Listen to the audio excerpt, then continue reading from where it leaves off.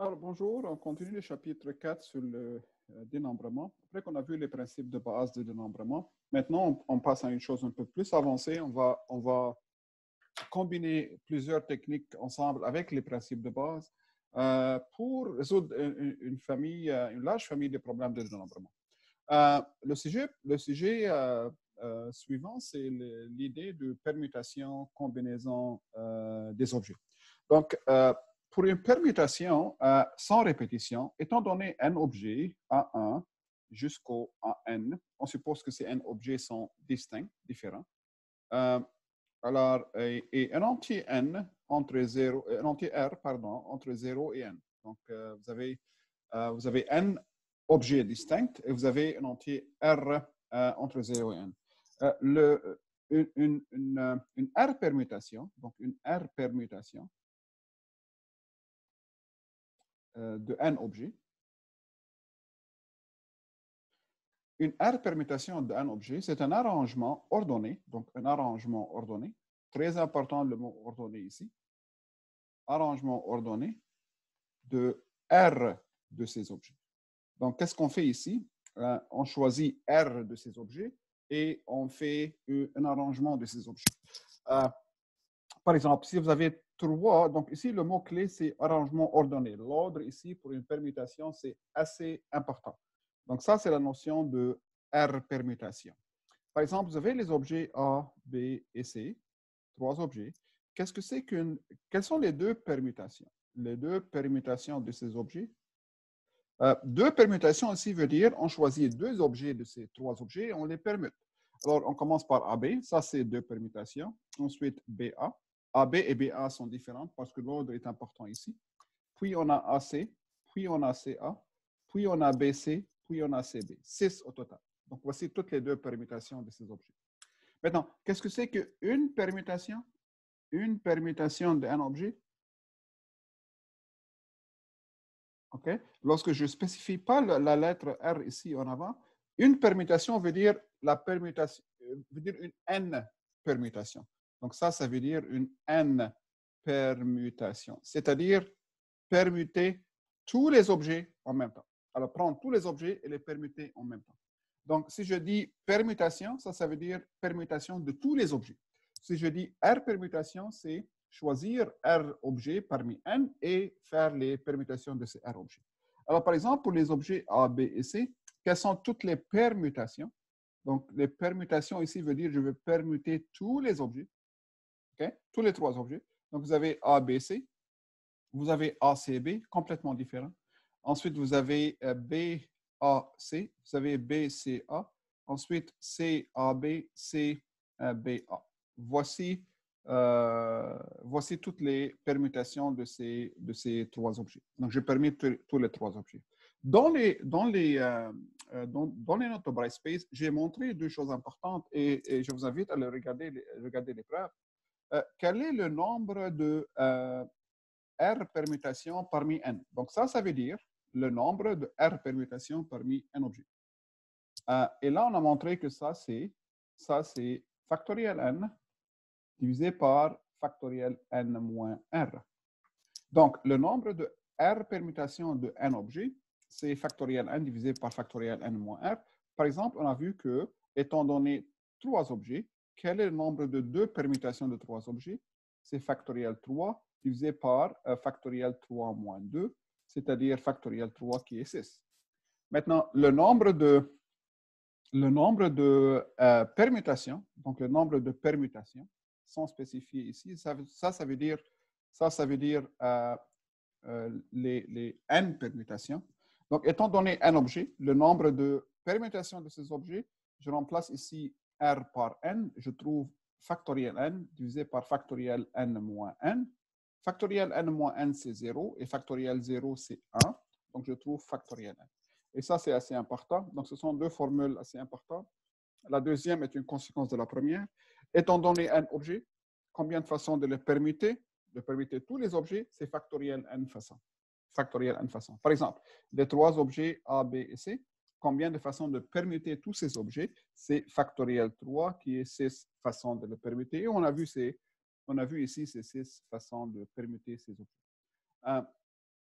on a fait pas mal d'exemples ici. Par exemple, vous avez 6 personnes. Vous avez 6 personnes et 4 chaises alignées. OK, imaginez 6 personnes, puis 4 chaises alignées.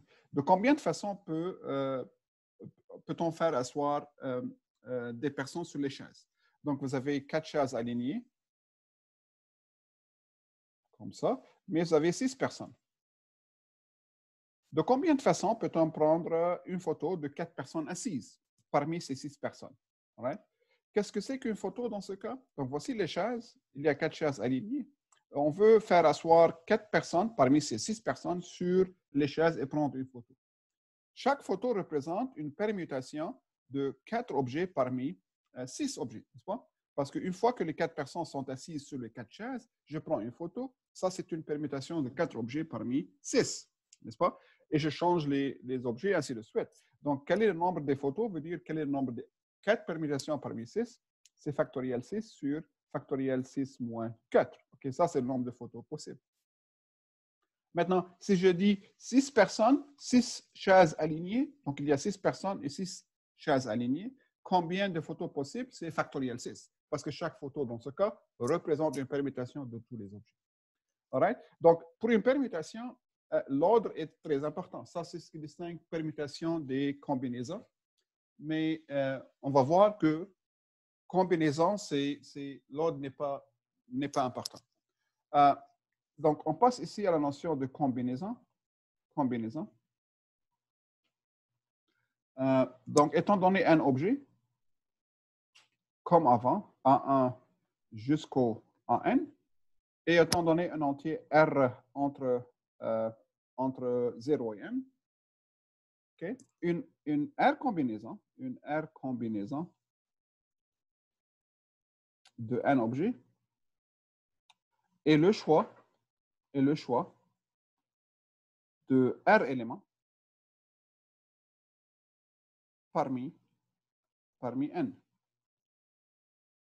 Donc ici, l'ordre n'est pas important. Étant donné un objet A1 jusqu'à N, ce qu'on fait, on choisit R de ces objets. Ça s'appelle une combinaison. Donc, une combinaison, c'est le choix d'un sous-ensemble de R éléments parmi N éléments. Ça, c'est une R combinaison. L'ordre ici n'est pas important. Parce qu'on parle des ensembles. Et dans un ensemble, l'ordre n'intervient pas. Alors, par exemple, vous avez 6 personnes. Et on va faire des comités.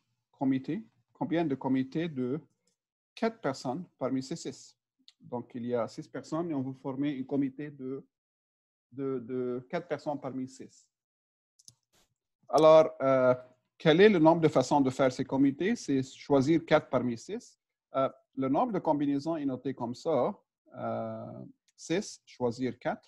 Donc, 6 personnes, on va choisir 4. Et ça, c'était donné par factoriel 6, factoriel 4, factoriel 6 moins 4. All right? Donc, une combinaison, c'est le choix de R éléments parmi 6. L'ordre n'intervient pas. Et on a prouvé un théorème dans Brightspace qui donne le nombre de R combinaisons possibles. Donc, étant donné un élément, combien de R combinaisons possibles? Ce symbole s'appelle le coefficient binomial. Ça donne le nombre de R combinaisons parmi N, le choix de R éléments parmi N. Et la formule générale, c'est factoriel N, factoriel R, factoriel N moins R. Et je vous invite à regarder la preuve dans Brightspace. Et ça, c'est assez important ici comme formule, le nombre de façons de choisir R éléments parmi N. Regardez cet exemple. Combien de mots binaires, disons, combien de mots binaires de longueur N, disons de longueur 12, qui contient tout d'abord, qui contient, disons, 5,1. Exactement 5,1. Ensuite, qui contiennent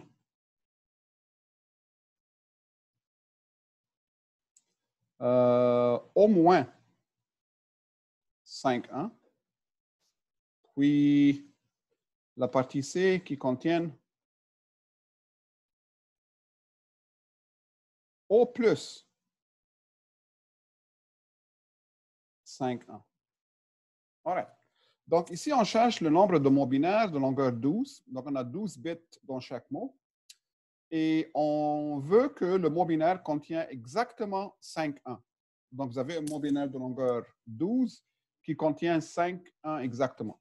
Alors, comment je peux former un tel mot? Donc, vous avez 12 bits. Donc, imaginez un mot binaire qui contient 12 casiers comme ça. On va remplir ces 12 casiers par des 0 et des 1.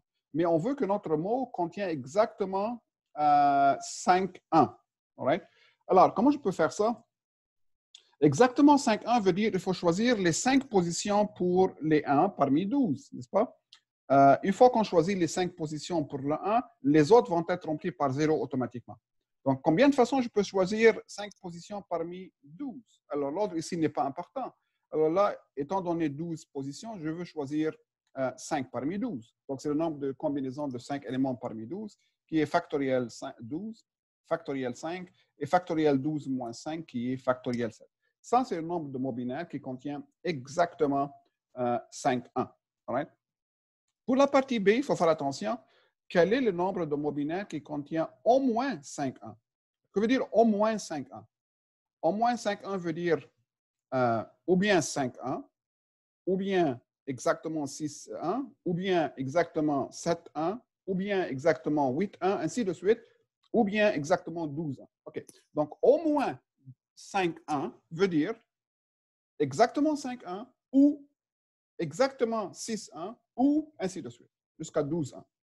Le ou ici est exclusif dans le sens que l'ensemble des mots binaires contenant 5,1 exactement et l'ensemble des mots binaires contenant exactement 6,1 n'ont pas des mots en commun, n'ont pas des éléments en commun. Parce que je ne peux pas avoir un mot binaire de longueur 10 qui contient à la fois exactement 5,1 et exactement 6,1. Donc, ce ou-là est exclusif et on utilise le principe de la somme. Quel est le nombre de mots binaires qui contient exactement 5,1? On a vu que c'est 12, donc choisir 5 parmi 12. Ensuite, le nombre de mots binaires qui contient exactement 6,1, c'est choisir 6 parmi 12, ainsi de suite. Je fais un plus ici par le principe de la somme parce que les ensembles ici de ces mots binaires sont disjoints, 2 à 2 disjoints, plus, etc., plus 12, 12. Donc, voici le nombre total de mots binaires qui contient au moins 5,1. Donc, c'est ou bien 5,1, ou bien 6,1, ou bien 7,1, ou bien exactement 12,1. Et je calcule chacun de ces coefficients. Maintenant, quel est le nombre de mots binaires qui contient au plus, maintenant au plus 5,1? Au plus 5,1, c'est un maximum de 5,1. Maximum de 5,1 veut dire ou bien 0,1, ou bien exactement un seul 1, ou bien exactement 2,1, ou ainsi de suite. Bon, le nombre de mots binaires de longueur 12 qui contient 0, 1, aucun 1, c'est choisir 0 position parmi 12 positions disponibles là. Le nombre de mots binaires qui contient exactement un seul 1, c'est choisir une position parmi 12, la position pour le 1 unique. Le nombre de mots binaires qui contient exactement 2, 1. Le nombre de mots binaires qui contient exactement 3, 1. Le nombre de mots binaires qui contient exactement 4, 1. Et le nombre de mots binaires qui contient exactement 5, 1. Donc, ça, c'est le nombre de mots binaires de longueur 12 qui contient au plus un maximum de 5. All right? Et un autre exemple, par exemple, ici, vous avez, disons, 12 personnes. 12 personnes. Disons 6 femmes et 6 hommes. OK. Combien de photos possibles? Combien de photos possibles si les 3 personnes à l'extrême gauche de la photo sont des femmes et les 3 personnes à l'extrême droite sont des hommes. OK? Donc, la question est très simple. vous avez 12 personnes, 6 femmes et 6 hommes. Vous voulez prendre une photo de ces personnes, mais on veut que à l'extrémité, à l'extrême gauche de la photo, on veut 3 femmes. À l'extrême droite de la photo, on veut 3 hommes. Et bien sûr, entre autres, on peut voir les autres personnes dans la photo. Bon, maintenant, comment je peux faire pour résoudre un problème comme ça? Il y a plusieurs façons d'aborder ça. Donc, on veut que les 3 personnes à l'extrême gauche soient des femmes. Donc, on va choisir ces 3 femmes. On va choisir ces 3 femmes parmi 6 femmes qui sont là. Donc, choisir les femmes. Donc, ici, choisir les femmes à gauche de la photo. Bien sûr, on a le choix de 6 et on choisit 3. On a choisi comme ça 3 femmes. Ce sont les 3 femmes à l'extrémité gauche de la photo. Mais ça ne suffit pas de choisir les femmes. Donc, on choisit les femmes, mais pour ce choix de 3 femmes, pour les mêmes 3 femmes choisies, on peut permuter les femmes, n'est-ce pas? Parce que là, les mêmes femmes, on peut changer leur place. De combien de façons je peux les permuter? De factoriel 3 façons. Factoriel 3 façons. Donc, ce nombre représente quoi? Représente choisir les 3 femmes à l'extrême gauche et permuter ces femmes en même temps. Donc, ça, c'est le choix total des 3 femmes à l'extrême gauche de la photo. Maintenant, les hommes à gauche, même chose. Les hommes à droite, excusez-moi. Les hommes à droite de la photo, même chose, même principe. On choisit 3 hommes parmi 6 et on permute ces 3 hommes. Right? Donc, maintenant, qu'est-ce qu'on a fait? On a choisi les femmes à gauche, on a choisi les 3 hommes à droite. Donc, les femmes sont choisies, les hommes sont choisis. Et au milieu, combien de personnes restent-il à choisir? Donc, 3 et 3, ça fait 6. Au total, on a 12. On a 12 personnes. Donc, il reste 6 personnes au milieu de la photo à choisir. Ces 6 personnes, qu'est-ce qu'on fait avec? On va les permuter. Donc, il y a 6 façons. Donc, au milieu, les personnes au milieu, on peut les permuter de factoriel 6 façons. Alors, quelle est la réponse? Quelle est la réponse? Il y a ce nombre de façons de choisir les 3 femmes à gauche. Pour chacune de ces façons, il y a autant de façons de choisir les 3 hommes à droite. Et pour chacune des façons de choisir les 3 hommes et les 3 femmes, il y a autant de façons de choisir les personnes au milieu de la photo. Donc, par le principe de produit, je multiplie tous ces choix ensemble pour obtenir la réponse. Donc, ensuite, 6 factoriel. Ça, c'est la réponse. Donc, ça, c'est le choix des femmes à gauche. Pour chacun de ces choix, j'ai autant de choix pour les hommes à droite. Et pour chaque choix des hommes et des femmes dans les extrêmes de la photo, j'ai autant de choix pour les personnes au milieu de la photo. Donc, voilà la réponse. Et on a terminé la section par une permutation avec répétition. Donc, tout ce qu'on a fait jusqu'à maintenant, on ne répète pas les objets. Donc, maintenant, on va parler des permutations avec répétition. Par exemple, si on veut popcorn. Regardez ce mot. Si on veut trouver le nombre de mots différents qu'on obtient en permutant les lettres de ce mot, pepper popcorn. Ici, on a 1, 2, 3, 4, 5, 6, 7, 8, 9, 10, 11, 12, 13 lettres. Donc, la réponse factorielle 13 est faux. Est fausse. Pourquoi la réponse est fausse? On ne peut pas juste permuter 13 objets parce que ces objets ne sont pas différents, ne sont pas distincts. Donc, la réponse factorielle 13 ici est certainement fausse. Alors, il y a un théorème qui nous donne le nombre de permutations avec répétition permise. Le théorème dit que le nombre de telles permutations est donné par factoriel n divisé par factoriel k1, factoriel k2, etc., factoriel kr. Qu'est-ce qui se passe ici?